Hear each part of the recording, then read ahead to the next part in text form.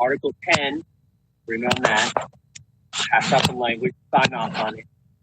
Agreement on having a conversation on Article 14, total run, continued discussion on Article 27 and 29, and core benefits for the time that people lose and they can't take off.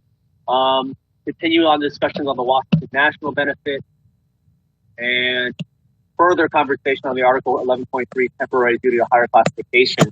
And that will take a significant amount of rewrite. I will say this, even our city contracts, that's a significant problem that's really difficult to resolve. Unless you have, what used to be the norm is if you work 1 minute out of your classification, you get paid, which is effectively not how the world works anymore. Worked the way in 1980s, that's done now. So I'm suggesting we go back into that group and we sign off on each of those provisions and have our follow-ups accordingly. Any objection to what I see? Thanks everyone. No objection. No objection. No objection. No objection. No objection. All right, we're going to go back.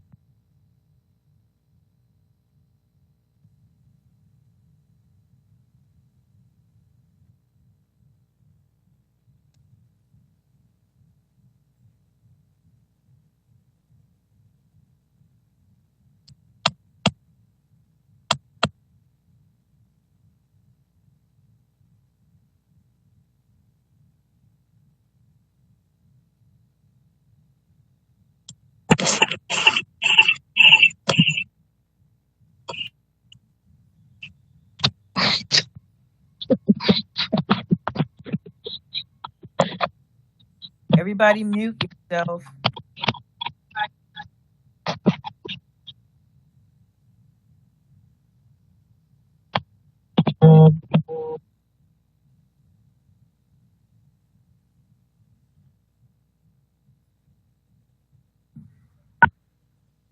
Vicky's not here, right? Okay, good. Let's talk without her. Very, very funny, Mr. Brenner. Very funny.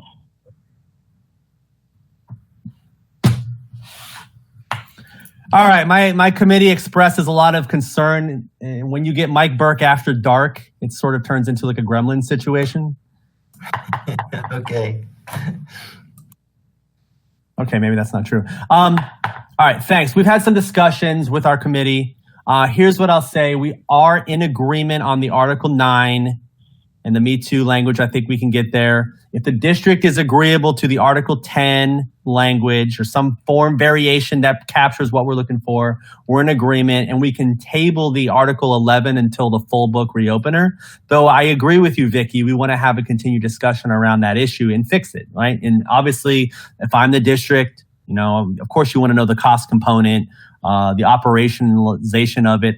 I agree it probably takes 6 to 8 weeks to get a new form made. I understand how that works. And then I'll address the Article 14 shuttle run discussion with you offline, as well as keep talking about the BenCorp and Washington National benefits offline as well. So I think effectively we have a deal. Okay, sounds good. Mark, did you want to weigh in a little bit on the lead custodian piece?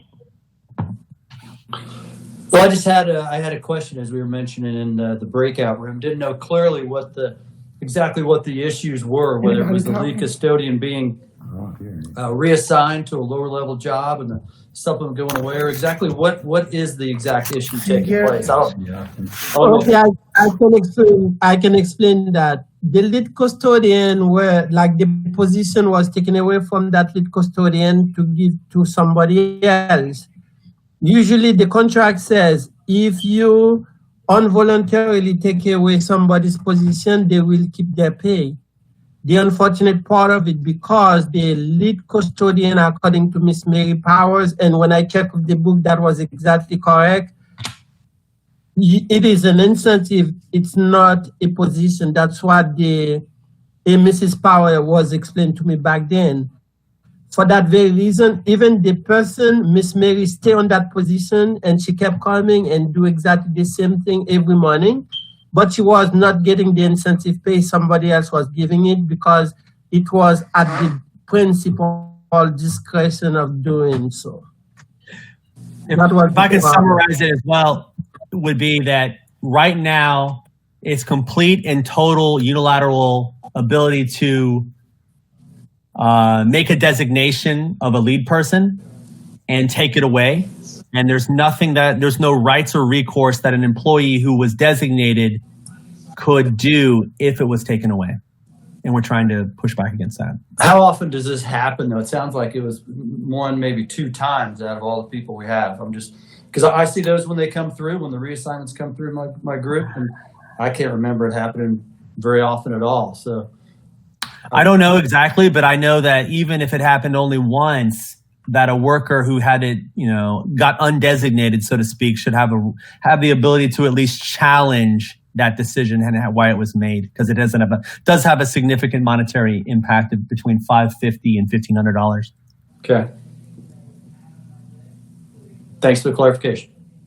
Thank you. Yeah, I just wanted Mark to be able to get that clarification. So it sounds like we have a deal. So Joe, what I'll do is tomorrow I'll draft up the TAs and send them over to you with the Me Too language and the 10.2 that you've asked for. Great. All right. So thank you very much. I'll try and get that done as soon as possible so we can get it on the board agenda for the 20th. Thank you all for coming. Yeah, that's Thanks great. for I'm glad we were able to sticking work this it out. Yep. You just Thanks can't feed me after for, midnight, Joe. Otherwise, I'm okay. Thank you, Ms. for starting out the new year right.